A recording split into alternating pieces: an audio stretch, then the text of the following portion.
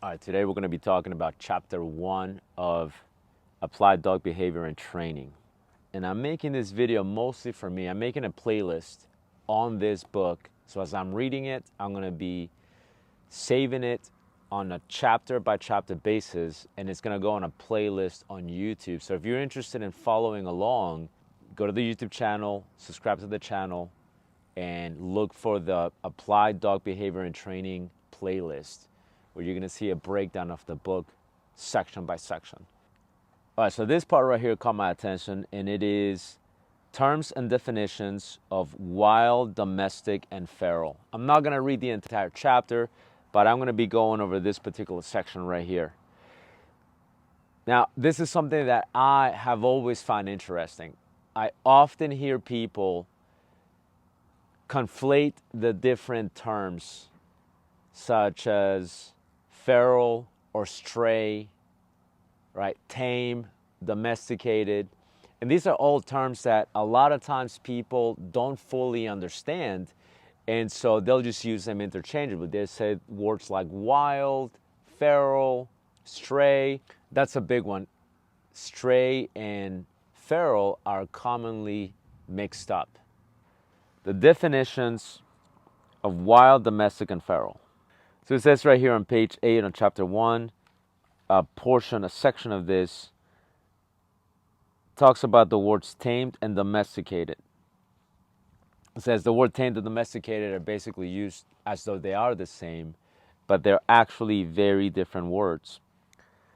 Taming is necessary for domestication, but taming does not make the animal domestic.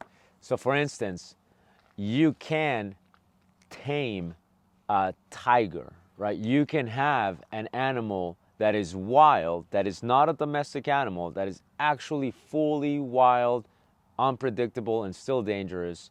You can get them to a point where they're tame enough to be somewhat predictable for you to have some sort of connection with them, whether that's you as the zookeeper, whether that's you as the caretaker, etc.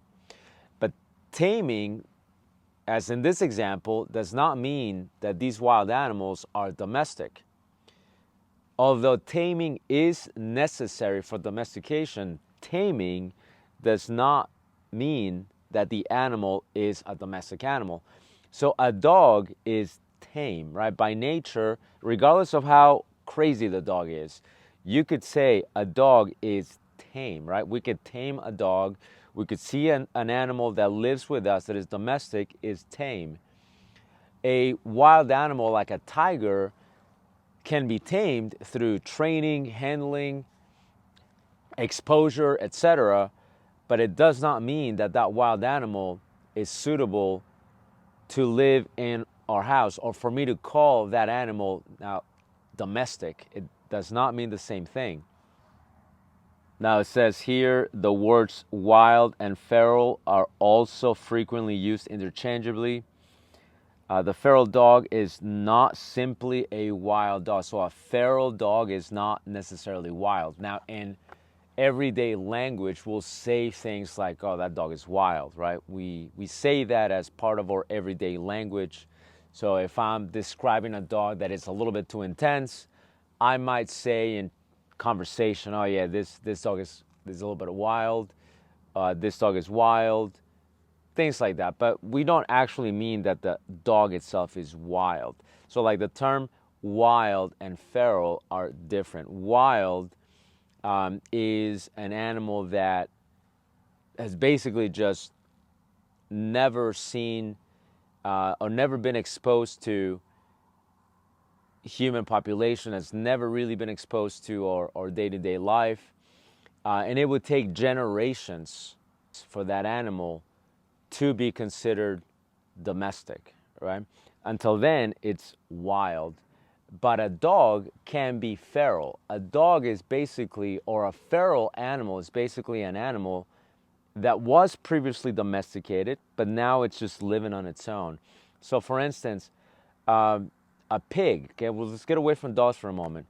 A pig that is a domestic animal, So a farm pig, right, can get away from its environment, from its enclosure, and live and fend for itself for years. Okay, maybe it can get away at a young age, live in the wild for years, and that, or for a long period of time.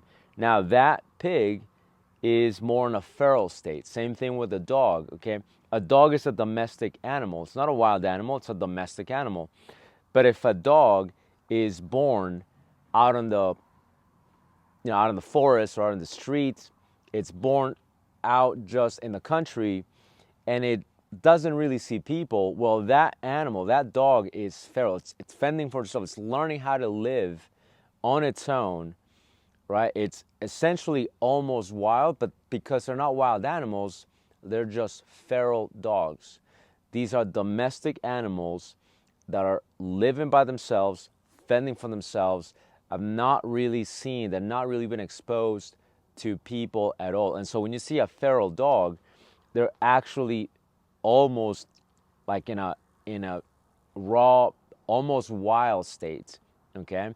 Meaning that they'll see you and they get scared. They're never seen humans, or they've rarely seen humans, or their exposure to humans has been so minimal that to them it just doesn't feel right. So that would be a feral dog. Sometimes you see feral dogs out in the country. When you see dogs that are stray, this is the difference. Stray and feral dogs are different. A stray dog is a regular dog that just has gotten out and it's basically living on the streets.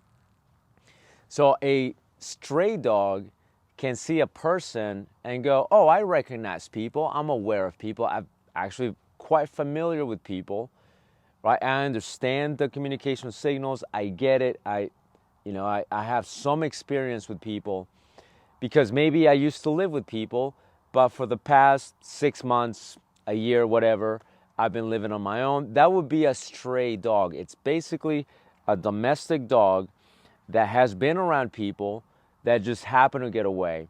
Whereas a feral dog, we're now talking about a dog that hasn't even had that exposure. It's a dog that was probably born to a stray dog, right? So if there was a stray bitch that was pregnant and she was out in the country, fending for herself, living on her own in a stray state, and she gave birth to these little puppies, now the puppies have had zero exposure to people. They don't know the language of people. They don't know the communication signals for people.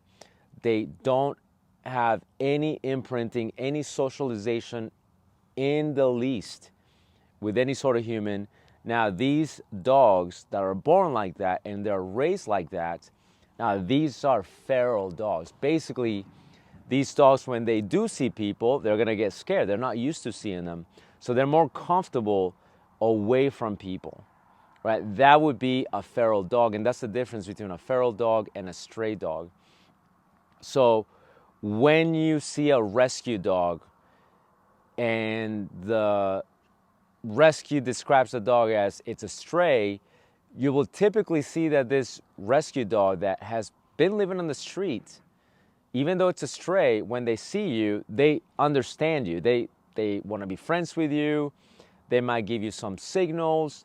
I'm not talking about temperament. I'm just talking about they recognize humans as, okay, yeah, I understand what a human is. I understand the signals that I'm supposed to give. They're very familiar with humans. That's what a stray dog does. If you see a feral dog, so if the shelter goes, oh yeah, we found this dog on the street, we don't know who it belongs to, might not belong to anybody, and you look at the dog, and the dog looks terrified of anybody, okay?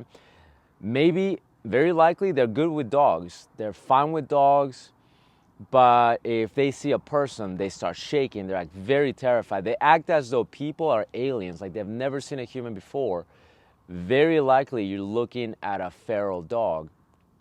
So a stray dog, a dog that's been living in the street but understands humans, if you try to communicate with them, you try to lure them, they'll follow. Even if they don't like you, they understand. It might take them a few days to like you, right? They might be very standoffish with you for like a week, but then later they go, okay, you make sense now.